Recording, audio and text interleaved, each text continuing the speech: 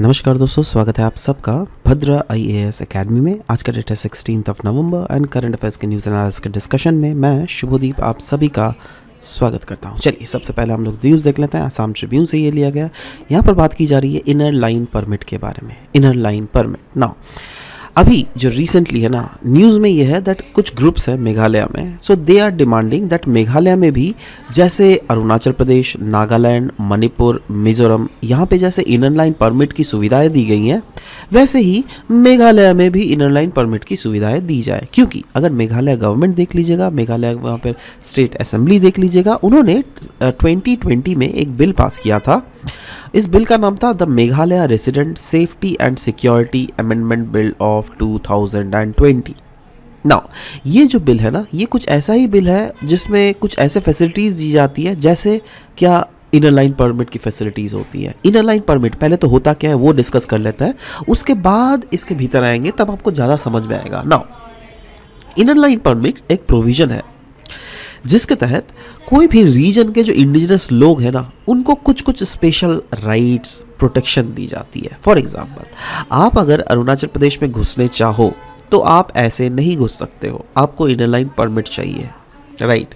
आप अगर नागालैंड में, मणिपुर में, मिजोरम में घुसने चाहो तो आपको एक परमिट चाहिए होगा जिसको हम लोग कहेंगे इनर लाइन परमिट। और इसके प्रोविजंस जो है अभी नहीं, ब्रिटिशर्स के समय से ही है। ब्रिटिशर्स ने ही एक एक्ट लाया था 1873 में जिसका नाम था Bengal frontier provision act of 1873। ये एक्ट क्या बोलता है दैट अगर आप इंडियन सिटीजन हो और अगर आप इन रीजन्स में घुसना चाहते हो, जिसमें पहले था अरुणाचल प्रदेश, नागालैंड और मिजोरम, बाद में आया मणिपुर भी, बट पहले इन 3 रीजन्स को दिया गया था ये, ठीक है। तो इसमें बोला गया था दैट अगर आप इंडियन सिटीजन्स हो और अगर आप इस ट्रैवल्स में इन प्लेसेस में जाना चाहोगे तो आपको इनर लाइन परमिट की ज़रूरत होगी। इनर लाइन परमिट का इम्प्लीकेशंस क्या होता है? इनर लाइन परमिट को यूज़ किया जाता है ओनली फॉर ट्रैवल। आप अगर परमानेंट रेसिडेंट होना चाहो, that is not the criteria. अगर आप नॉर्मली ट्रैवलिंग करना चाहोगे ना, वहाँ पे घूमना चाहोगे, देन आपको वो परमिट चाहिए। इनर लाइन परमिट से फ़ायदा ये होता है दैट अगर से फॉर एग्जांपल अरुणाचल में इनर लाइन परमिट की फैसिलिटीज़ है, right, so outsiders can not, जी हाँ, outsiders can not buy property in Arunachal Pradesh, या फिर outsiders can not buy property in Nagaland और मिजोरम और मणिपुर, ठीक है। Intercaste marriages are not possible as the residencies of outsiders are not permitted. समझ रहे हो? कोई कंपटीशन नहीं होता in inflowing of foreigners. In fact ये क्लियरली मेंशन किया हुआ है दैट ऑल्दो ये जो प्रोविजंस है, though they are not valid for central government employees and security personnels, that भले ही ये जो प्रोविजंस है ना ये नॉर्मल लोगों के लिए है, कोई सेंट्रल गवर्नमेंट एम्प्लॉय या फिर अगर सिक्योरिटी पर्सनल उस रीजन में मूव करना चाहे उनको कोई परमिट की ज़रूरत नहीं होती है, राइट। नेक्स्ट हम लोग बात करेंगे आसाम ट्रिब्यून का ही ये न्यूज़ है। यहाँ पर हम लोग बात करेंगे इनोवेशन हैंडशेक के बारे में, क्योंकि इंडिया और यूएसए ने रिसेंटली लॉन्च किया है इनोवेशन हैंडशेक। ये एक ऐसा इनिशिएटिव है जिससे दोनों देशों के बीच में जो बायलैटरल टेक्नोलॉजिकल टाइज़ है ना, बायलैटरल टेक टाइज़, वो इंक्रीज़ होंगी। तो वही बोला गया दैट इंडिया और यूएस जो है इसके थ्रू, इनोवेशन हैंडशेक के थ्रू, यस, टेक टाइज़ को तो इंक्रीज़ कर ही रहा है, बट साथ ही साथ स्ट्रेंथन हो रहा है इनोवेटिव इकोसिस्टम दोनों देशों के बीच में, और होगा भी क्योंकि दोनों देश के बीच के जो वर्कर्स हैं एंड बिजनेसेस को एक प्लेटफॉर्म मिल जा रहा है, राइट। और इस प्लेटफॉर्म के थ्रू वो लोग अपने टेक्नोलॉजिकल जो रिलेशंस है उसको और भी इम्प्रूव करेंगे, जो कि अनडाउटेडली दोनों देशों के लिए बहुत अच्छा होने वाला है। इंडियन एक्सप्रेस का ये न्यूज़ है रिगार्डिंग मिनी सोलर ग्रिड्स, और कहा जा रहा था इस आर्टिकल में दैट मिनी सोलर ग्रिड्स जो होते हैं इसको हम लोग मान सकते हैं solution for the energy ending for ending the energy poverty. Energy poverty पहले तो होता क्या है, उसके बाद समझते हैं दैट कैसे मिनी सोलर ग्रिड्स जो है वो एनर्जी पॉवर्टी को ख़त्म करेगा। देखो, जैसे नॉर्मल पॉवर्टी क्या होता है ना, नॉर्मल पॉवर्टी वो सिचुएशन है जब आपके पास पैसे नहीं है, उन पैसों से आप खरीद के कोई अपने बेसिक सर्विसेज को कंप्लीट नहीं कर पा रहे हो, मतलब एनर्जी सेक्टर में you are poverty, right. That is what being referred here to as energy poverty. That is energy poverty मतलब लैक ऑफ एक्सेस है जब आपका मॉडर्न एनर्जी सर्विसेज का, जिसमें इलेक्ट्रिसिटी ले लो या फिर क्लीन कुकिंग फैसिलिटीज़ ले लो, इनफैक्ट अगर डेटा की बात करें तो 9% जो ग्लोबल पॉपुलेशन है ना, दुनिया का पॉपुलेशन है, उनको अभी भी लैक है एक्सेस ऑफ इलेक्ट्रिसिटी, जिसमें सब सहारन अफ्रीका और जो कंट्रीज़ के वेरियस कंट्रीज़ के रूरल एरियाज़ है वो लोग मोस्ट अफेक्टेड रीजन्स हैं। और जब बोला जा रहा है दैट मिनी सोलर ग्रिड जो है ये एनर्जी एंड कर सकता है एनर्जी पॉवर्टी को, तो मिनी सोलर ग्रिड्स क्या होता है? ये जो है एनर्जी सिस्टम्स ही, जैसे नॉर्मल ग्रिड्स होता है ना इलेक्ट्रिसिटी ग्रिड्स, वैसे ही ये भी इलेक्ट्रिसिटी ग्रिड्स ही है, बट ये सोलर इलेक्ट्रिसिटी ग्रिड्स और छोटे छोटे हैं, है ना, जो क्या जनरेट करते हैं electricity on a smaller scale. In fact ये ग्रिड्स जो है they are often employed in rural and off grid areas, जिसमें प्रोवाइड किया जाता है sustainable and cost effective solutions. और इससे ऑफ कोर्स एनर्जी पॉवर्टी को तो हम लोग कंसर्न कर ही रहे हैं, वही तो बोला गया ना, एनर्जी पॉवर्टी क्या होता है और ये मिनी सोलर एनर्जी जो क्या छोटे छोटे लेवल में जो इलेक्ट्रिसिटी को जनरेट करते हैं वो कैसे इस एनर्जी पॉवर्टी वाले सिचुएशन को समाप्त कर सकते हैं।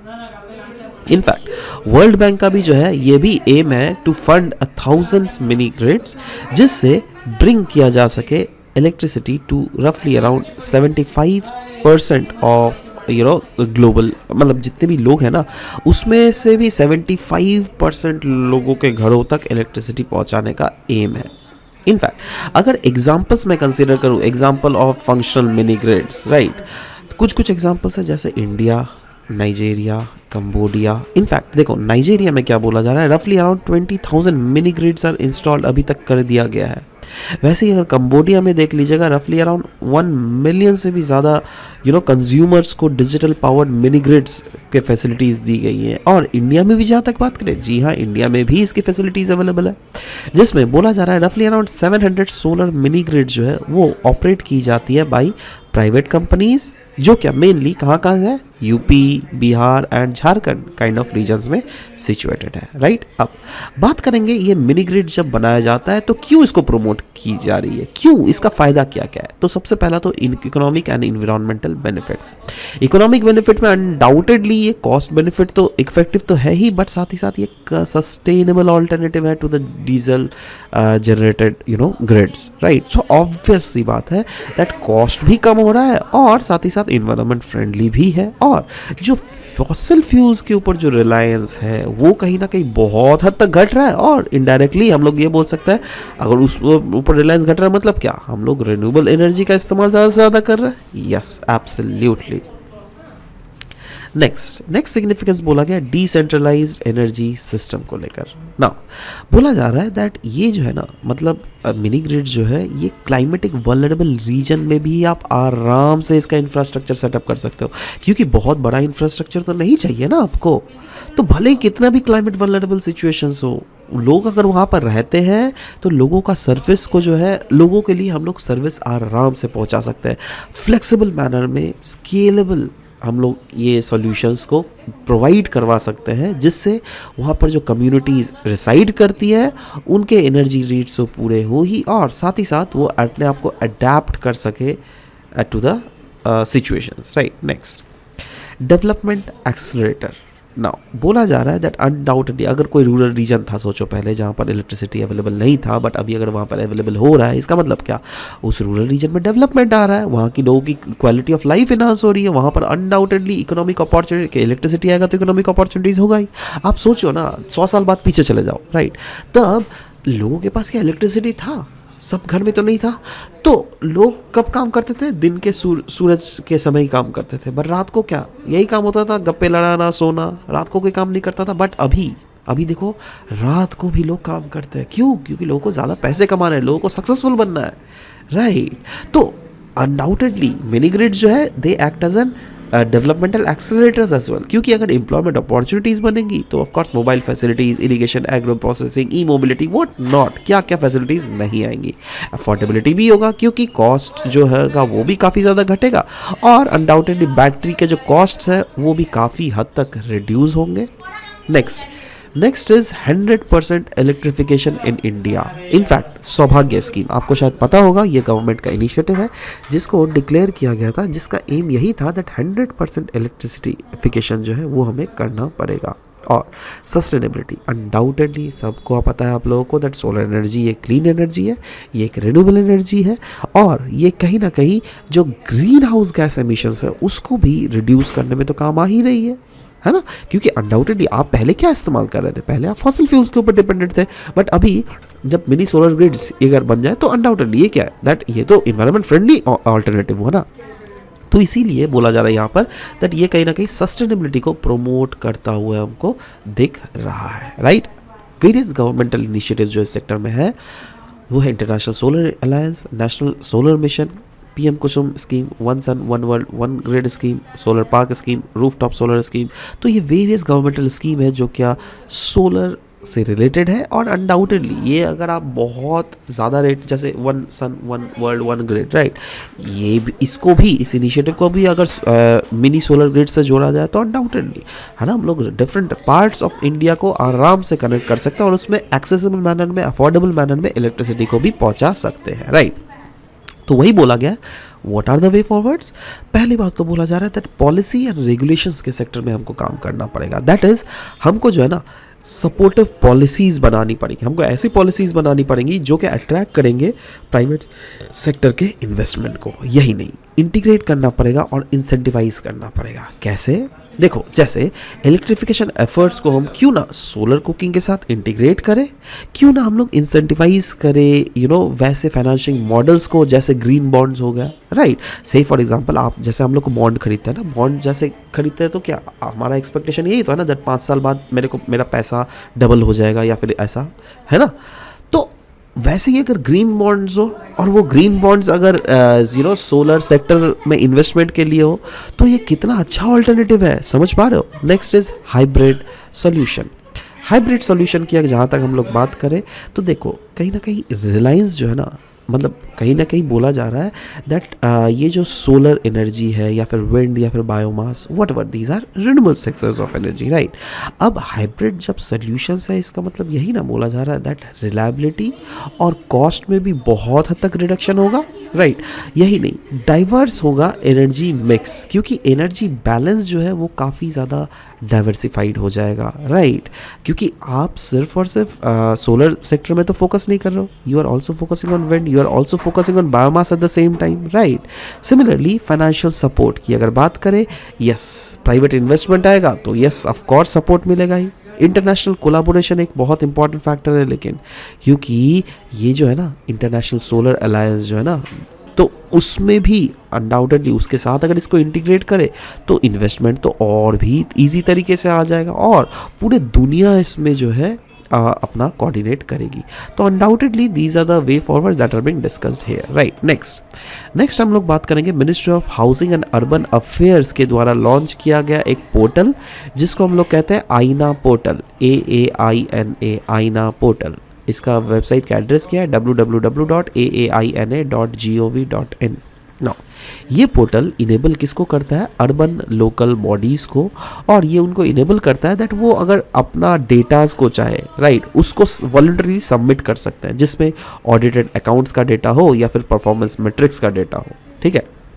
नाउ ये जो डेटा ऑडिट होगा ये पॉलिटिकल एंड एडमिनिस्ट्रेटिव स्ट्रक्चर्स के मतलब इस सेक्टर में जैसे ये ऑडिट अकाउंट्स और परफॉर्मेंस मैट्रिक्स बोला है ना, किस किस सेक्टर का, of course political and administrative structure का, finance structure, planning, citizen centric governance या फिर डिलीवरी ऑफ बेसिक सर्विसेज ही क्यों ना बोले, इन सारे सेक्टर्स को कवर करेगा ये आईना पोर्टल, याद रहेगा।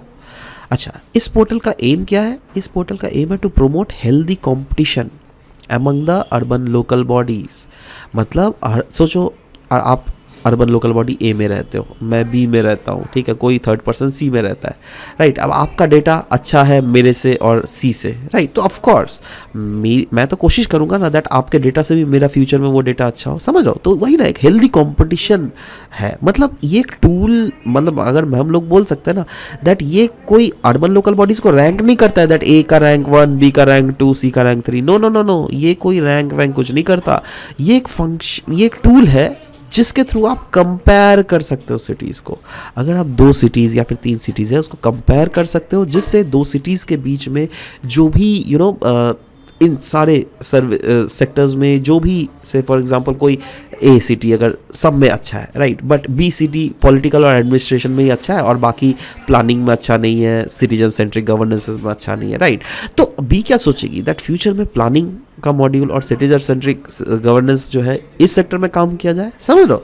तो वही है हमारा आयना पोर्टल, याद रहेगा। चलो नेक्स्ट हम लोग बात करेंगे सैटर्न के रिंग के बारे में। नाउ देखो सैटर्न का रिंग अभी ये न्यूज़ में था और बोला जा रहा था दैट सैटर्न का रिंग जो है अभी फेड होने वाला है ना। फेड क्यों होगा, क्या गायब हो जाएगा? चलो देखते हैं उसी इशू को। देखो पहले तो देखते हैं ये सैटर्न का रिंग है क्या और ये कैसे फॉर्म होता है। ठीक है, देखो सैटर्न हमारे सोलर सिस्टम में टोटल 8 प्लैनेट्स हैं और उन 8 प्लैनेट्स में एक बहुत जो खूबसूरत प्लैनेट है वो है हमारा सैटर्न।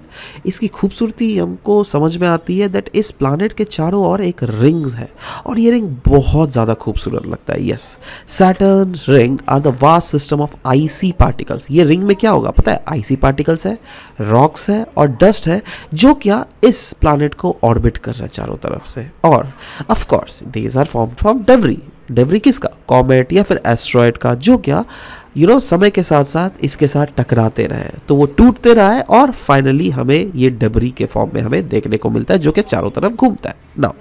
अभी क्या बोला जा रहा है? अभी बोला जा रहा है दैट कुछ टाइम के लिए ये रिंग लेकिन इनविजिबल हो जाएगा। दैट इज 2025 वो समय रहेगा जब ये सैटर्न का जो रिंग है आपको ऑलमोस्ट इनविजिबल हो जाएगा। ऑलमोस्ट इनविजिबल मतलब जैसे से फॉर एग्जांपल आप यहाँ पर खड़े हो, ठीक है, तो अगर रिंग ऐसे है ना तब तो आप उस रिंग को आराम से देख पाओगे, बट ये रिंग अगर ऐसे हो गया तो क्या आप देख पाओगे? देखो ये वाला रिंग जैसे यहाँ पर देखो, अगर आप यहाँ पर होगा तो ये क्लियरली तो रिंग नहीं दिखेगा ना, आपको सिर्फ यहाँ पर प्लैनेट जरूर दिखेगा बट ये रिंग प्रॉपरली नहीं दिखेगा, समझ लो।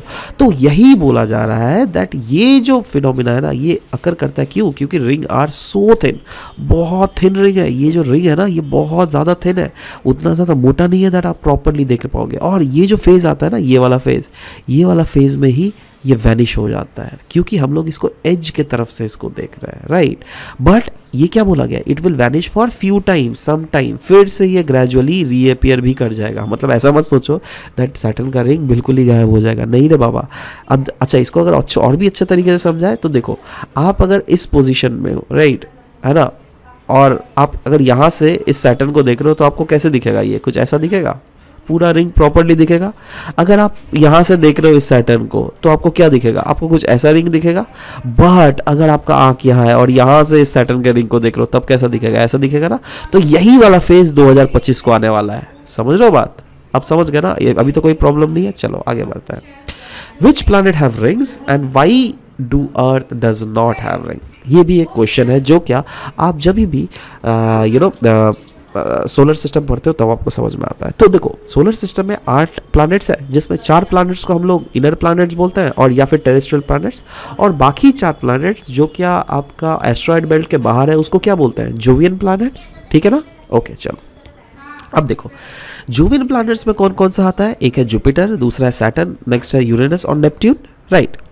अब ये चारों के चारों प्लैनेट्स के पास अपना रिंग है ना। आप बोलोगे अरे सर यहाँ से तो टेलीस्कोप से जब हम अर्थ से देखते हैं तब तो सिर्फ सैटर्न में दिखता है। अरे ठीक है, सैटर्न में दिखता है। क्यों? क्योंकि सैटर्न का रिंग काफ़ी ज़्यादा मतलब रिस्पेक्टिवली ज़्यादा है एज़ कम्पेयर टू जुपिटर या फिर यूरेनस या फिर नेपट्यून। वैसे सैटर्न जुपिटर ले लो, यूरेनस ले लो, नेपट्यून ले लो, सब में रिंग है। कभी भी अगर आप स्पेस क्राफ्ट से जाओगे ना तो गुजरना जुपिटर के सामने से तो पता चल जाएगा आपको दैट हाँ उसके पास भी रिंग है, ठीक है। बट अर्थ के पास अपना रिंग नहीं है। क्यों? वाई? क्योंकि देखो ऐसा हो सकता है दैट पास्ट में अर्थ के पास अपना रिंग फॉर्म हुआ होगा बट वो डिसरप्ट हो गया था by various gravitational force and atmospheric effects. इसीलिए अर्थ के पास अगर देख लीजिएगा वैसे रिंग्स आपको देखने को नहीं मिलेंगे, ठीक है। नेक्स्ट हम लोग बात करेंगे India is exempted from sites RST। Now sites RST क्या है? साइट्स स्टैंड्स फॉर, ये तो पता होगा, convention on international trade in endangered species of wild flora and fauna. अब साइट्स का ही एक मैकेनिज्म है जिसको बोलते हैं RST, that is review of significant trade, है ना। अब इंडिया को रिमूव कर दिया गया है साइट्स RST किस सेक्टर में? For the red Sanders. Red Sanders पता है क्या है? आपने वो मूवी देखी है पुष्पा, है ना? पुष्पा झुकेगा नहीं साला। जी हाँ, वही पुष्पा का बात कर रहा हूँ। अगर वो मूवी देखा होगा आपने तो उसमें देखा होगा दैट वो जो रेड सैंडर्स की तस्करी होती थी, स्मगलिंग होती थी, है ना।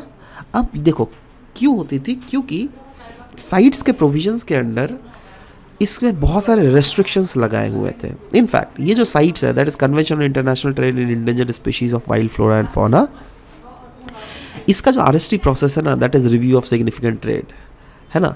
इसमें क्लोजली एग्जामाइन किया जाता है कोई भी देश का पर्टिकुलर स्पीशीज़ में वो कैसे एक्सपोर्ट कर रहा है, क्योंकि साइट्स के रेगुलेशंस के हिसाब से हमको उस स्पीशीज़ के एक्सपोर्ट का रिपोर्ट जो साइट्स को देना पड़ेगा, राइट। और अगर कोई भी देश इसको नॉन कंप्लायंस कर रही है तो उसके देश के खिलाफ डिसिप्लिनरी एक्शंस भी होती है, जैसे ट्रेड सस्पेंशंस, ये सब फलाना डिगना होता है, राइट। नाउ सवाल होता है इंडिया को एग्जेम्प्ट क्यों किया गया इससे। देखो इंडिया जो है ना इस फैसिलिटी में, आरएसटी फैसिलिटीज़ में 2004 से ही थी।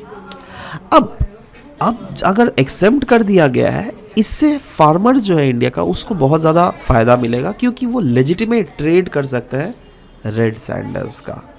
और ये एग्जम्पशंस कहीं ना कहीं 2022 का जो अमेंडमेंट हुआ था हमारा वाइल्ड लाइफ प्रोटेक्शन एक्ट, उसके तहत भी अलाइन किया गया था under these policies.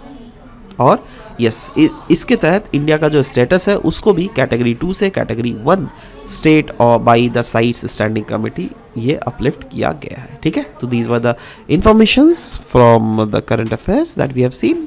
Red sanders के बारे में अगर बात करें, ये एक इंडेंजर्ड स्पीशीज़ है, IUCN रेड डेटा लिस्ट में अगर देख लीजिएगा, यस साइट्स के अपेंडिक्स 2 में है और वाइल्ड लाइफ के शेड्यूल 4 में ये लाई करता है, जो क्या नेटिव है ईस्टर्न घाट का। ये यूपीएससी में क्वेश्चन भी पूछा गया है, ठीक है। Now it is referred as the pride of Eastern Ghat, और साथ ही साथ ये ट्रीज़ जो है इनका ग्रो डेथ स्लो होता है, रफली मैच्योर होने में 25 से 40 साल तक लग जाते हैं। रेड सैंडर्स का अगर एप्लीकेशन देखोगे, यस इससे फर्नीचर बनता है, रेड डाई बनता है, बहुत समय टेक्सटाइल ले लो, मेडिसिन ले लो, या फिर फूड्स के कलरिंग एजेंट के रूप में भी रेड सैंडर्स का इस्तेमाल किया जाता है। It is all about the discussion that we had for this very session. मिलते हैं आप सबके साथ नेक्स्ट सेशन में। Till then bye bye, take care, thank you guys, thank you for listening to the whole video, thank you very much.